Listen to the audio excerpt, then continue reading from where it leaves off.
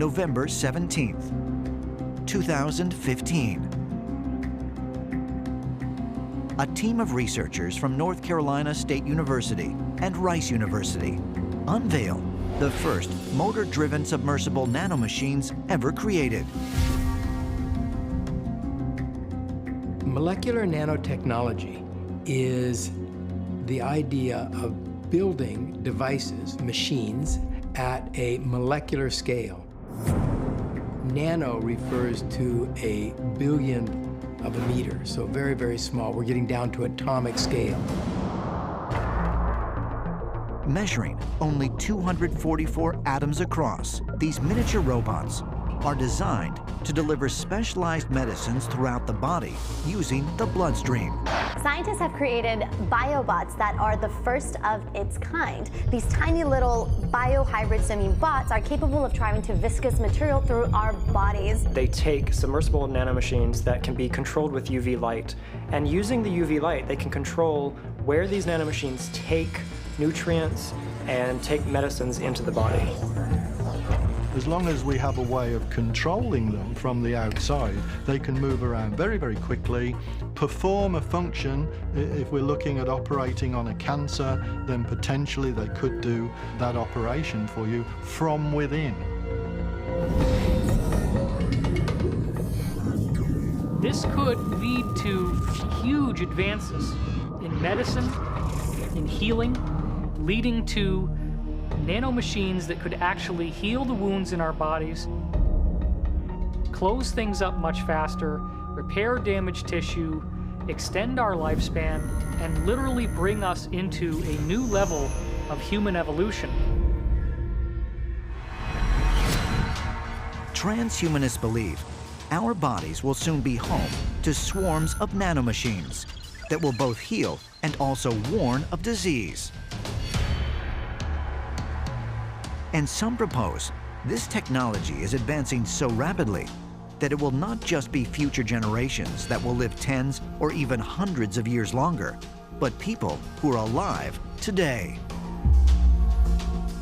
The possibility of reversing human aging as opposed to just slowing it down is not a very big stretch. So if you understand aging and the fundamentals of the processes that are leading to it, it would be quite possible both to slow it, and it would also be possible to reverse it.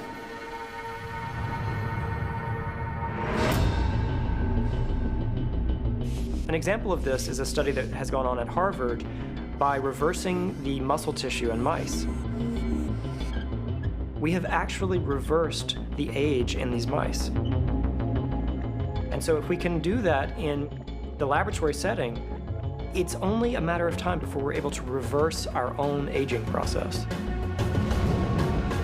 Could millions of microscopic robots soon be swimming in our bloodstreams, augmenting our immune system, and even reversing the aging process entirely, as transhumanists believe? Ancient astronaut theorists suggest that if such a transformation does occur, it may be a sign that we are evolving to become more like our alien ancestors.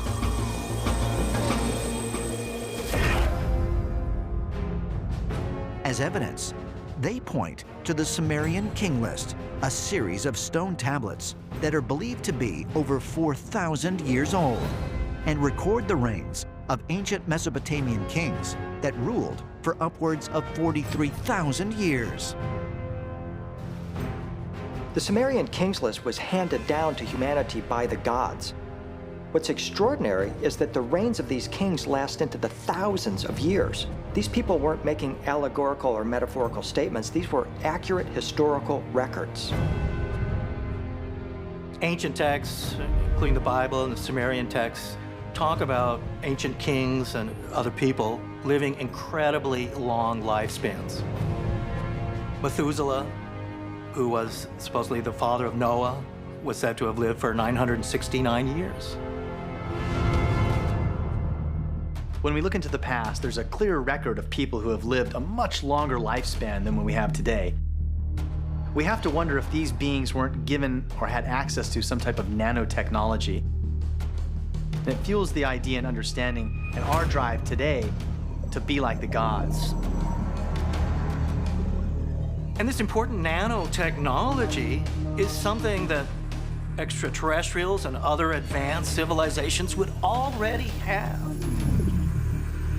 And it would only make sense that if extraterrestrials are coming to our planet, they would have brought this nanotechnology with them.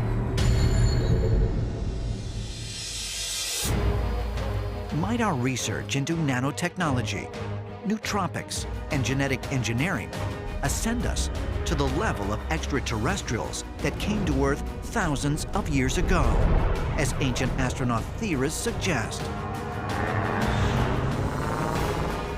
Perhaps further clues can be found by examining the technology that is being developed to upgrade not just our blood, but even our flesh. New York City, May 4th, 2015. At TechCrunch Disrupt New York, an annual new technologies conference, U.S. biotech startup BioBots launches a desktop 3D printer for biomaterials, which they use to print a replica of Van Gogh's ear.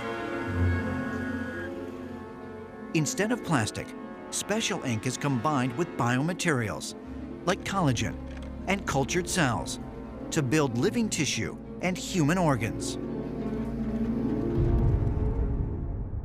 So right now, we're just at the beginning of understanding how to 3D print organs. It's a process called biofabrication. So BioBots has created a biofabrication 3D printer that can print artificial tissue and small organs.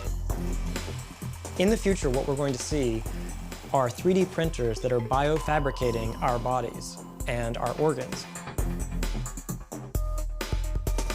You could eventually have printable noses, lungs, ears, kidneys, and in certain ways, this technology is so extreme that it could make it democratic, it could make it inexpensive. So in the hands of skilled, trained medical professionals, it could be possible in the future to 3D print organs for people out of their own genetic material.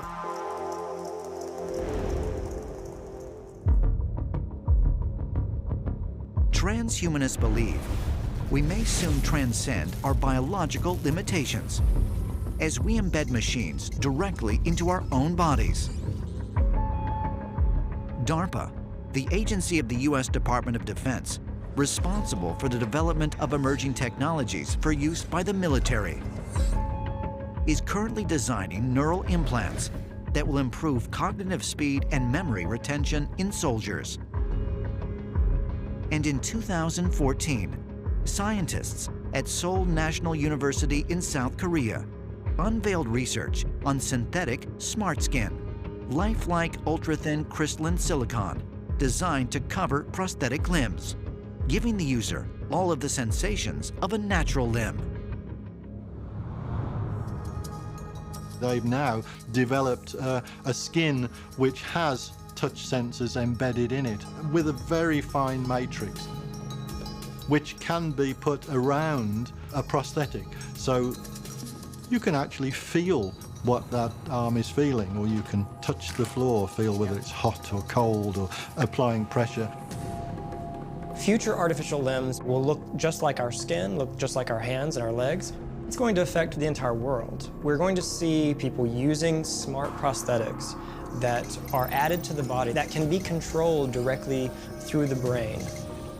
And that really is the future of prosthetics. I can speak from experience because I've had one myself, are implants that link either into the brain or into the human nervous system. And what I had was 100 small electrodes fired into my nervous system to link my nervous system with a computer. It was a bit like plugging a plug into an electric socket, but the socket was my nervous system. So I went to Columbia University in New York. We plugged my nervous system into the internet, and I controlled a robot hand from my brain signals. You can extend your nervous system by simply plugging into it. If If we can use just the power of our thoughts to control artificial limbs, we can eventually one day use the power of our thoughts to control avatar robots. I think we're going to see that kind of technology used to control avatars on the moon. We're going to see that kind of technology to control robotic humanoid avatars on Mars.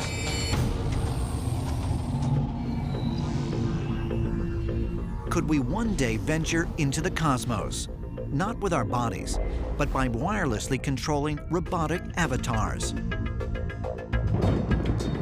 And is it possible that extraterrestrials have utilized these same technologies to explore Earth in the distant past?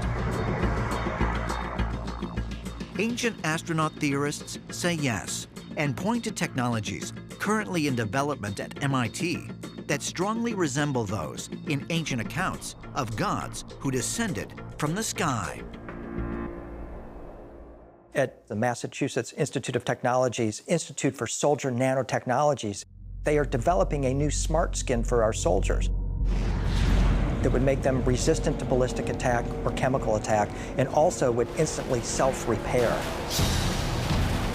This is absolutely extraordinary because in the ancient texts we learn of the gods who wore a similar skin that seemed to make them impervious to any kind of human weaponry. They couldn't die. Now, when I hear stories of semi-divine beings such as Hercules with his impenetrable lion skin, or in the Sanskrit Mahabharata, the story of Karna and his impenetrable armor, I have to ask the question whether or not these were all misunderstood technologies